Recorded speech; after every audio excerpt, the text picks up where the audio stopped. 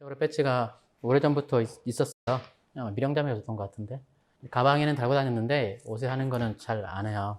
왜냐하면 내가 막 이렇게 무슨 어려운다는 사람들을 내가 맨날 이렇게 위해서 뭐 하고 막 이러는 삶을 잘 못 사는데 겉으로 표시만 내고 다니는 것 같은 약간 찔림이 있어서 평소에 잘 못하는데 오늘 아침에 일부러 집에서 챙겨 사고 왔어요. 아시다시피 이번 주가 7주년인데 7주년이 되기까지 이렇게 아무것도 밝혀질 게 없을 줄이라고는 상상을 못 했었죠. 더구나 이제 정권이 바뀐 지도 벌써 4년이 지났는데, 그래서 오늘은 그 7주년 맞아서 우리 기쁨의 언덕으로 진도를 좀 잠깐 벗어나서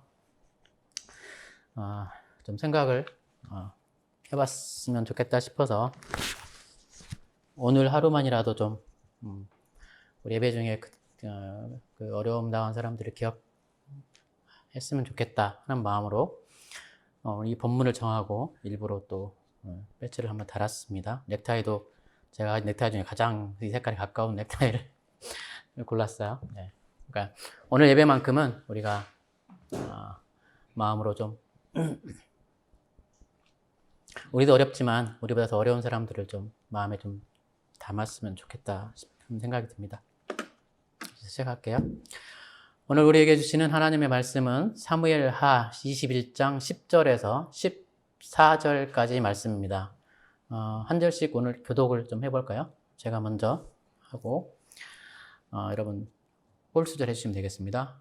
그때에 아야의 딸 리스바가 굵은 배로 만든 천을 가져다가 바윗돌 위에 쳐놓고 그 밑에 앉아서 보리를 거두기 시작할 때로부터 하늘에서 그 주거미로 가을비가 쏟아질 때까지 낮에는 공중의 새가 그 주거미에 내려 앉지 못하게 하고 밤에는 들짐승들이 훨씬 더 못하게 하였다. 아야의 딸이며 사울의 첩인 리스바가 이렇게 하였다는 소문이 다윗에게 전해지니 다윗이 길르앗의 야베스로 가서 사울의 뼈와 그의 아들 요나단의 뼈를 그 주민에게서 찾아왔다. 블레셋 사람이 길보아 산에서 사울을 죽일 때에 블레셋 사람이 사울과 요나단의 시신을 벳산의 광장에 매달아 두었는데 거기에서 그 시신을 몰래 거두어간 이들이 바로 길르앗의 야베스 주민이다. 다윗이 이렇게 사울의 뼈와 그의 아들 요나단의 뼈를 거기에서 가지고 올라오니 사람들이 나무에 매달아 죽이는 다른 사람들의 뼈도 모아서 같이 읽을게요. 사울의 뼈와 그의 아들 요나단의 뼈와 함께 베냐민 지파의 땅인 셀라에 있는 사울의 아버지 기스의 무덤에 합장하였다. 사람들이 다윗이 지시한 모든 명령을 따라서 그대로 한 뒤에야 하나님이 그 땅을 돌봐주시기를 비는 그들의 기도를 들어주셨다. 이는 살아계신 하나님의 말씀입니다. 오늘 본문은 좀 짧게 선택을 했고요. 본문을 이해하기 위해서 21장 1절부터 조금 설명을 드릴게요. 앞에 어떤 장면이 나오냐면 이스라엘 전체에 3년 동안 가뭄이 들었어요. 비가 내리지 않았어요. 이때 당시에는 농경사회였고 그리고 목축업을 하니까 동물이든 농사든 3년 동안 비가 안 내렸으면 엄청난 나라 전체에 큰 어려움이 온 거죠. 다윗이 기도를 열심히 했는데 3년 동안 하나님이 응답해 주시지 않고 비가 전혀 내리지 않았어요. 그리고 3년이 지난 다음에 하나님이 다윗에게 말씀을 해주시는데 사울이 풀린 피 때문이다. 이렇게 말씀을 하시면서 사울이 기브온 사람들을 죽였기 때문에 비가 내리지 않는다. 이렇게 말씀하십니다. 그러니까 지금 사울이 살았을 때 저지른 죄악 때문에 다윗 왕을 비롯한 이스라엘 나라 전체가 지금 큰 고통을 당하고 있다고 얘기하는 거죠. 한번 생각해 보면 사울 왕은 이미 죽었고 자기 죄값을 받아서 전쟁에서 아들과 함께 죽었어요. 가문은 멸망을 해버렸어요. 그리고 하나님이 그 왕위를 다윗에게 옮겨서 다윗 왕조가 새로 생겨났죠. 다윗이 왕위에 오른 지 20년이나 지났어요. 이때는. 그런데 갑자기 전 왕 사울의 죄 때문에 나라에 기근이, 그것도 나라 전체에 엄청난 어려움이 왔다고 말씀하시는 거죠. 첫 번째 질문이요. 하나님은 굳이 과거에 전 왕이 저지른 잘못을 왜 지금 다시 상기시켜서 이 문제를 너희들이 지금 해결하지 않으면 너희 나라에 엄청난 어려움이 계속될 것이다 얘기를 하시는 걸까? 첫 번째 질문입니다. 기브온 사람들이 다윗에게 이렇게 말합니다. 21장 5절에 나오는데 사울이 우리를 학살하였고 우리를 멸하여 이스라엘 영토 내에 머물지 못하게 하려고 모해했습니다. 이렇게 얘기를 합니다. 그러니 우리의 원수를 갚아주십시오.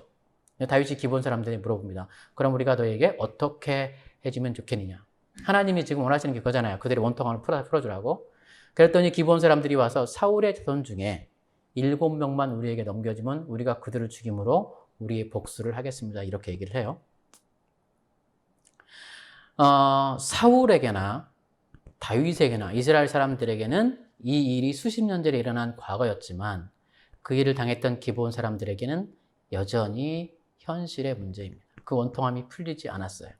그 일에 관계없는 사람들은 그게 언제적 일인데 아직도 그 얘기를 하느냐라고 말할지 모르지만 기본 사람들에게는 학살에서 살아남은 사람들, 그러니까 지금 기본 사람들, 남아있는 사람들은 사울이 기본 사람들을 전멸시키려고 했는데 그 중에 간신히 살아남은 사람들이에요. 살아남은 사람들한테는 이게 여전히 현재인 거죠. 해결이 안 된 현재. 원통함을 그대로 갖고 있는 현재. 사울이 살았을 때에는 사울의 힘이 막강하니 그때 당시 우리가 기본 사람들, 살아남은 사람들이다 하면 여지없이 다 죽임을 당할 거기 때문에 어디 가서 원통함을 숨기고 숨어서 살았겠죠. 숨어서 살았다가 정권이 바뀌고 다윗 왕조가 등극을 하니 더군다나 다윗 왕조는 사울 왕조랑 전혀 다른 하나님이 보시기에 기뻐하시고 하나님과 합한 왕조가 되었으니 이제 우리의 원통함을 풀어질 날이 오지 않을까 나름의 기대를 했을 왕조가 왔어요. 그런데 다윗 왕조가 생긴 지 20년이 지나도록 아무도 자기 얘기를 해주는 사람들이 없었어요. 그러니 어떻게 하겠어요? 하나님께 기도하죠. 하나님, 원통한 우리의 삶을 돌아봐 주시고 우리의 억울함에 귀를 기울여 주십시오. 그러니까 원통한 사람들의 기도를 들은 하나님께도 이 일은 역시 현재라는 거죠. 이 일과 상관없는 사람들에게만 이 일이 과거로 지나간 사건이지만 원통함을 당한 사람들에게 하나님에게는 여전히 지금도 벌어지고 있는 현실입니다. 그들은 하나님께 울부짖는 것 외에는 아무것도 할 수가 없었고 하나님은 그들의 소리를 들으셨어요. 그러자 다윗이 그들을 불러서 이제 어떻게 하면 좋겠냐 물어봤죠. 그랬더니 그들이 사울의 자손 7명을 넘겨달라고 말합니다. 그리고 그들은 그 7명을 목에 달아서 죽입니다. 두 번째, 다윗의 실수라고 봐요. 저는 이게. 원수를 갚는 것은 사울 자신이 아닌 그 후손들을 찾아내서 후손들을 죽이는 것으로 갚으라고 하나님 그렇게 말씀하지 않으셨어요. 절대 하나님의 방법도 아니고 성경적인 방법도 아닙니다. 하나님은 절대 사람을 희생제물로 받지 않으세요. 저는 가나안에 들어갔을 때부터 하나님이 그렇게 멸하고 싶어 했던 것이 가나안 토속 종교, 사람, 특히 어린 아이들을 몰래게 제물로 인신제사를 바치는 거 하나님은 그걸 원하지 않으셨고 하나님의 뜻도 아니었어요. 그러나 다윗은 마음이 급했을 거예요. 나라가 3년 동안 기근이 일어나면서 경제적으로 엄청나게 어려워졌죠. 그러면서 요즘 말로 하면 다윗의 지지율이 엄청나게 내려갔을 겁니다. 다윗을 지지하고 추앙하던 사람들이 다윗을 욕하기 시작했고 왕이 뭔가 잘못해서 나라에 어려움이 생겼다고 얘기를 하기 시작했을 거예요. 다윗은 마음이 급했겠죠. 어떻게든 빨리 해결을 하려고 했을 겁니다. 그러니 기본 사람들과 사울 후손들을 모아놓고 중대점을 찾고 하나님께 함께 속죄의 제사를 드리고 기본 자손들에게 배상을 해주고 그들의 원통이 하나님과 관계에서 화해 속에서 풀어질 수 있도록 한 것이 아니라 급한 마음에 그들이 내달라고 하는 무고한 죄 없는 사람들, 사울의 자손들도 죄 없는 사람들이잖아요. 죄 없는 사람 7을 내어주어서 그들도 죽게 만들었어요. 피가 또 피를 부르는 악순환이 된 거죠. 그러면서 다윗이 한 말이 너희를 위하여 기본 사람을 위해서 내가 7명을 내어준다. 요즘 말로 하면 너희를 위하여, 나라를 위하여 이런 변명들.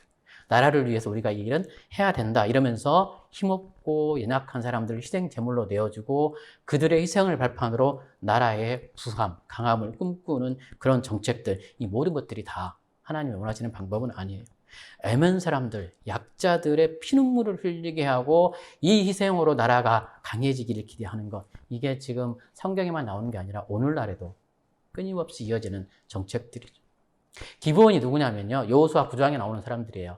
그때 여호수아와 이스라엘 사람들이 가나안에 들어왔죠. 여리고와 아이성을 물리쳤다는 얘기를 들었고 가나안 사람들이 그리고 홍해에서 물을 갈라서 그 이집트의 막강한 군대를 하나님 바다에 수장을 시켰다는 얘기를 들었어요. 그러니 그 가나안 사람들은 힘을 합쳐서 혼자 못 싸우니까 힘을 합쳐 연합해서 이스라엘에게 대적하거나 아니면 항복하거나 이런 영상들이 나타났죠. 여리고성의 기생 라합 같은 사람들은 일찍 마음을 접고 항복하기로 결정한 사람들이지만 전쟁을 하기로 결정한 그 가나안 민족들도 있었어요. 그 중에 아모리족 속의 기브온 사람들은 그 이스라엘 사람들 근처에 있었는데 그들은 도저히 이스라엘을 이룰 수 없다고 생각했기 때문에 이스라엘을 속였어요. 가까이 있던 사람들이 되게 멀리서 온 것처럼 곰팡이난 빵을 들고 오고 그리고 옷을 다 이렇게 다 떨어져서 더덜더덜한 옷을 입고 신발도 다 해진 걸 입고 왔어요. 머리엔 다 먼지를 뒤집어 쓰고. 그리고 이스라엘 사람들한테 와가지고 우리는 아주 먼데 사는 사람들인데 이스라엘 소문을 듣고 왔습니다. 그러니 우리를 죽이지 말고 우리의 화친을 맺으면 우리가 당신들의 종이 되어서 당신들을 섬기겠습니다. 우리를 죽이지 않겠다고 하나님께 맹세하십시오. 라고 요구를 했어요. 근데 여호수아가 이스라엘 사람들이 나를 뿌듯했겠죠. 야, 우리 소문이 들려가지고 먼 데서 우리를 섬기겠다고 사람들이 왔어. 여호수아가 하나님의 이름으로 맹세를 해요. 너희의 털끝 하나도 건드리지 않고 너희는 우리와 함께 살 것이다. 너희는 우리를 섬기는 자가 될 것이다. 여호수아의 실수죠. 하나님께 물어봤어야 돼요. 기도했어야 되는데 자기가 판단을 해서 하나님의 이름으로 맹세를 해버렸어요. 그래서 기브온 사람들은 이스라엘 사람들과 함께 살기로 남아 있었어요. 하나님이 원래 가나안 족속들을 이렇게 진멸하라고 하셨잖아요. 기브온 족속은 그래서 살아남아요. 살아남아서 이스라엘 사람들과 같이 살게 되었는데 사울 왕 때는 이미 400년이 지난 때였어요. 400년 동안 이스라엘 사람들과 함께 살았던, 그러니까 한 나라, 한 민족이 된 거잖아요, 이제. 무려 400년이 지났는데도 사울이 어느 날 문득 우리가 왜 저들과 함께 살아야 되지? 저 가나안 이방놈들? 내가 힘을 가지면 딱 쓸어서 없애버려야겠다 결심을 하고 진짜로 기브온족들을 학살을 해요. 다 죽여버리라고. 그 일이 벌어진 거예요. 그 일이 벌어지고 나서 다윗 왕 때에 오늘 지금 이 사건이 벌어진 거거든요. 물론 여호수아는 실수를 했어요. 실수를 했지만 하나님의 이름으로 맺은 언약이기 때문에 하나님이 지키라고 했어요. 그 사람들 살게 하라고 했어요. 사울이 이스라엘과 유다 족속을 위하여 열심히 있음으로 자기 나라를 위한 열심, 애국심, 민족주의 이게 너무 강했기 때문에 기브온 사람들을 죽이는 것이 마땅하다고 사울은 생각을 했었습니다. 민족주의, 왜곡된 애국심 여전히 오늘날 그렇죠? 깔려 있죠. 백인 우월주의, 미국 우선주의 이런 것들이 다 왜곡된 민족주의입니다. 지금 일어나고 있는 에이전 헤이크람 다 이런 민족주의의 일환이에요. 경제가 잘 돌아가고 모든 것이 잘 될 때 자기들이 먹고 사는 데 큰 문제가 없으면 그래도 에이시안에 대한 자괴감이 그렇게 안 드러나요.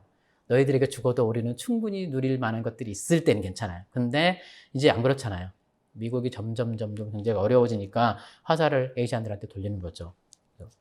그래서 1871년 LA 중국인 대학살, 1881년 중국인 배척법, 중국 사람들 뭐라 그러죠? 동서 횡단 철도 넣는데 중국 사람들 다 데리고 가서 일 시켜놓고 이 사람들이 자주잡고 재산을 불려가니까 그걸 못하게 하려고 아주 엄격하고 까다로운 법을 만들어서 세탁소를 소유하지 못하게 하고 집을 소유하지 못하게 하고 결국은 뭐 결혼도 못하게 하고 새로 이민도 못 오게 해서 재산을 다 뺏어버렸잖아요. 1900년 샌프란시스코 림프절 흑사병, 2차 세계대전 중에 또 미일 전쟁할 때 미국 시민인데 일본계라고 다 캠프에 모아놓고 2년인가 살게 했죠. 그 다음에 1982년 빈센트 친 살해 사건, 1992년 LA 폭행, 한국 사람들 피해 입은 거, 2021년 에이시안 헤이크라임 이게 다 그릇된 민족주의. 사울이 기브온을 죽이려고 했던 거랑 똑같은 일들이 벌어지는 거죠. 경제가 어려워지면 바로 이민자들은 차별이 시작하고 폭력을 행사하고 이민자를 배제하는 경향이 더 커집니다. 그러면서 물어보는 거죠. 우리가 왜 저들과 함께 살아야 돼? 사울이 물었던 질문이잖아요. 우리가 왜 저들과 함께 살아야 돼? 미국은 모든 사람들이 하나님의 자녀로 자유롭게, 미국의 가치가 자유민주주의잖아요. 모든 사람들이 인간의 존엄성을 존중받는, 이게 소위 기독교 정책, 미국 사람들이 그렇게 자랑하는 소위 기독교 정신이잖아요.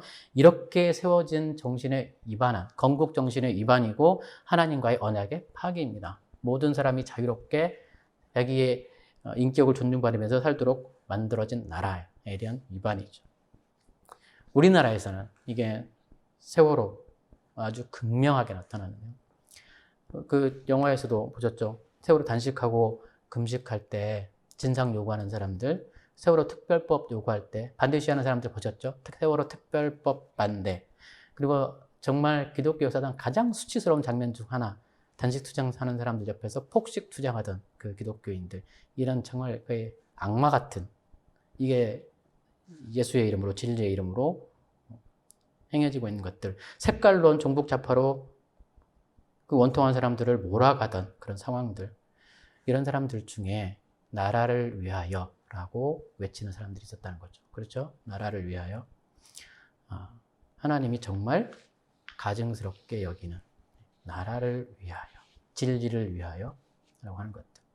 하나님의 하나님과의 언약을 배반하는 그런 장면들이 있었습니다. 성경에서도 그 억울함을 당한 사람이 바로 리스바예요. 오늘 성경에 보면 리스바. 리스바는 사울의 첩이었다고 알려졌고 사울이 죽고 난 다음에는 없었죠. 사울의 왕조가 멸망을 해버렸으니 리스바한테 남은 거는 아무것도 없었어요. 사울의 아들 둘만 키우고 살고 있었는데 사울의 장군이었던 아브넬이 리스바를 좋아해서 리스바를 좀 이렇게 잘 돌봐주려고 했는데 아브넬이 다윗에게 화친하러 갔다가 다윗의 장군 요압한테 죽고 나서는 자기와 아들 둘밖에 안 남아 있었어요. 안 남아 있었는데 그 아들을 뺏긴 거예요. 지금 기본 사람들한테. 그리고 아들이 죽임을 당하죠. 그러니 이 여인의 이 원통함, 한은 어떻게 또 누가 풀어줄 거죠? 그래서 아들 둘과 사울의 다른 손조들 5명과 함께 목매달린 그곳에서 배를 깔았다고 그랬죠? 허름한 자리를 깔고 그곳에서 밤낮 지키는 거예요. 낮에는 새들이 날아와서 훼손하지 못하도록, 밤엔 들짐들이 훼손하지 못하도록 거기서 계속 살면서 지키는데 그 엄마의 심정을 우리가 한번 생각을 해보면 지금 언제부터냐면 보리를 거두기 시작할 때부터 주거미로 가을비가 쏟아질 때까지 시기를 보면 6개월 정도 이상의 시기였대요. 6개월 정도 시간 동안 자기 아들들의 시체를 거기서 지키고 있었던 거죠. 그리고 신명기에 보면 나무에 매달린 시체는 저주를 받았다고 되어 있고 나무에 이렇게 매달리지 못하게 되어 있었어요. 그러니까 다윗의 실수가 또 하나 나오는 거죠. 이게 율법적으로 하나님이 원하시는 방법이 아니에요. 매달아 죽었으면 내려서 이 사람들은 죄가 없는 걸 알기 때문에 장사를 잘 치러 줬어야 되는데 왜 이랬겠어요? 기본 사람들 눈치 보느라고.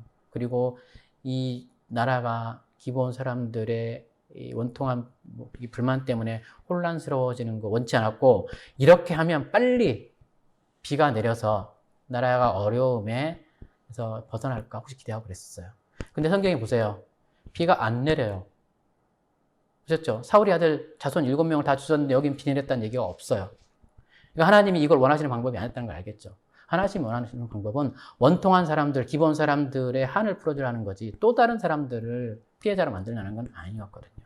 근데 또 다른 사람들을 피해자로 만들었고 정말 또 힘없는 리스바는 자기 아들들을 지키기 위해서 이렇게 했던 거죠. 누군가 가서 다윗한테 얘기했어요. 리스바가 자기 아들들 죽은 시체 곁에 6개월 동안 지금 저러고 있습니다. 그랬더니 다윗이 그때서야 정신을 차린 거죠. 그때서야 자기를 목숨보다 사랑했던 요나단의 시체가 아직도 제대로 매장되지 못했다는 것을 알게 되고 사울 왕의 시체도 아직 길앗 야베스에 매장된 채로 길앗 야베스 사람들이 블레셋 사람들이 죽어 매달은 곳에서 몰래 빼다가 길앗 야베스 사람들이 그 장사를 치러줬는데 이스라엘 나라가 전 왕을 제대로 장례를 안 치렀다는 것도 깨닫고 이때서야 정신 차리고 사울과 요나단의 그 시체를 길앗 야베스에서 수거를 하다가 사울이 베냐민 집회했잖아요. 베냐민 집파 사울의 아버지 기스의 묘에다가 장례를 치르고 여기 죽었던 7명을 다 시신을 수습을 해서 장례를 치러줬어요. 그랬더니 14절에 하나님이 그대로 한 뒤에야 그 땅을 돌봐주실 비는 그들의 기도를 들어주셨다 하는 거죠.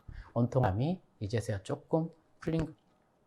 그러니 우리가 나라를 위해서 한다고 하는 것, 대의를 위해서 한다고 하는 일들 중에 얼마나 많이 하나님의 뜻을 왜곡하고 하나님과 왼수되는 일을 하고 있는가 하는 것도 생각해 볼 필요가 있습니다. 창세기에 4장에 가인이 아벨을 죽이고 하나님이 아벨이 어디느냐 물어보니까 가인이 내가 어떻게 합니까? 내가 아벨을 지키는 자입니까? 물어보니까 하나님이 뭐라고 하시냐면 내가 무엇을 하였느냐? 내 아우의 핏소리가 땅에서부터 내게 호소한다. 네 아우의, 네가 죽인 아우의 핏소리가 땅에서부터 내가 호소한다. 좀 마음 아픈 얘기라서 제가 세월호 셋자를 잘 안 꺼내는데요. 되게 힘들게 얘기를 꺼내다 보면 바다가 지금 하나님께 부르짖고 있을 거라고. 땅이 하나님께 부르짖고 있을 거라고. 그런데 이 나라가 사람들이 이 문제를 지난 문제라고 과거라고 얘기하고 잊어버리면 하나님이 원통함 대신 풀어주는 날이 올 텐데 이스라엘에 3년 기근이 들어갈 것처럼 우리나라에 어떤 어려움이 온다고 하더라도 전혀 이상할 거 없는 지금 그런 형편인 거죠.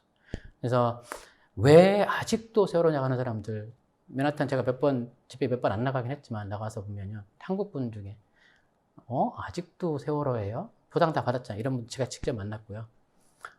그리고 또 그 영화에서도 보셨죠. 희생자들이 정말 힘들게 많은 거 희생자다움을 요구하는 거. 아이고 잘 웃네 뭐 이런 비자냥들.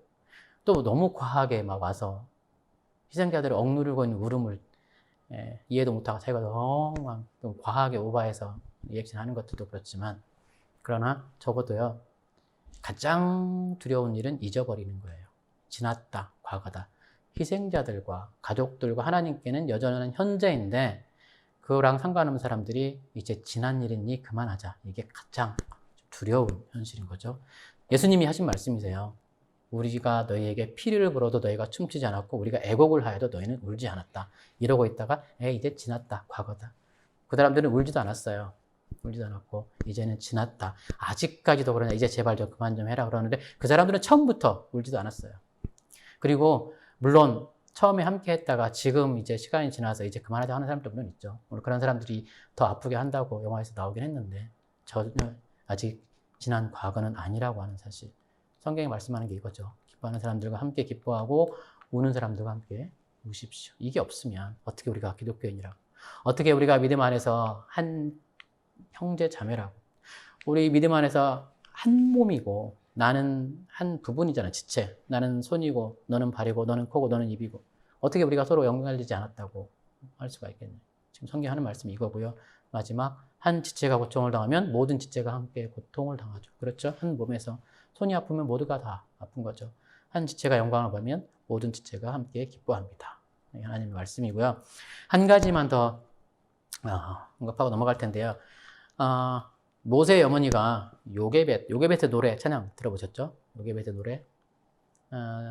나라 전체에 사내 아이가 태어나면 다 죽이라는 이 정말 잔인한 명령이 내려졌죠. 근데 아들을 낳았어요. 이 죽여야 되는데 이 엄마의 심정 이거 차마 죽이지 못하고 강으로 바구니 남아서 뛰어보내는데 우리는 모세가 어떻게 하는지 다 아니까 아주 낭만적으로 쉽게 갈대에 보냈는데 하나님이 역사하셔도 공주가 발견해가지고 이집트에서 왕자로 자랐다. 성공 스토리처럼 하는 건 얘기는 하지만 요게벳은 몰랐어요. 갈대 상자에 보내는 순간만 해도 아이들을 차마 죽일 수가 없어서 물에라도 띄워보낸. 가다가 뒤집어서 죽을 수도 있는 거잖아요. 그 절절한 아픔, 그 심정을 사람들은 잘 공감을 못하고 모세의 성공 스토리만 얘기를 하는데 이 노래를 한번 보면은요. 갈대상자 물 안 새도록 이 얼마나 물 안 새도록 역정치라는 이 엄마의 마음. 물이 새면 죽는 거잖아요, 아들이. 갓나날이. 어떤 마음이었을까? 동그란 눈으로 엄마를 보고 있는 아이와 입을 맞추고 저는 고양이만 봐도 이게 막 가슴이 뭉클한데 아들. 그러니까 간절히 기도했죠. 흘러가는 떠내려가는 상자를 보면서 눈물을 흘리면서 한없는 정말 눈을 감아도 아이는 보이죠, 당연히. 그리고 뭐 이런 심정이에요. 그러면서 할 수 있는 게 기도밖에 없잖아요. 하나님께 너를 맡긴다. 하나님이 너를 인도해주시 이런 마음이거든요. 그러니까 이런 마음을 헤아리지 못하고 공감하지 못하는 그런 신앙. 모세의 신앙이 모세 어렸을 때 학살이 그 학살 가운데 모세를 건져서 영혼으로 만졌던 하나님의 영웅 성공 스토리만 이렇게 얘기를 하다 보면 지금도 여전히 벌어지고 있는 이런 당하고 있는 요게벳 같은 사람들의 처지에 우리가 이렇게 공감하지 못하는 거죠. 미얀마에서도 벌어지고 있고 한국에서도 벌어지고 있고 세계 곳곳에서 아직도 이런 일들이 벌어지고 있는데 이 아픔에 공감하지 못한 채 우리는 승리자 그리스도 이것만 얘기하고 있으면 안 되지 않을까 하는 생각이 들었습니다. 그래서 이번 한 주간은 특별히 좀 기도했으면 좋겠어요. 우리 다 공감하잖아요. 왜 여태 아무 것도 바뀐 게 없을까? 저는 아직 하나님께는 현실이라고 저는 분명히 믿어요. 하나님께는 전혀 과거가 아니라고 하는. 다윗의 왕조가 20년이 지났으면 적어도 수십 년이 지난 다음에라도 하나님은 그 사실을 반드시 기억하는데 사람은 잊을지 몰라도 하나님 잊지 않으시고 하나님의 역사는 언젠가 이루어질 것이라는 것을 믿고요. 그 날을 기대하면서 우리가 함께 기도했으면 좋겠고 할 수 있는 한 가장 좋은 우리가 아는 최선의 방법으로 그분들에게 힘이 되어줄 수 있는 그런 방법들을 좀 찾고 실천할 수 있었으면 좋겠다 이런 생각이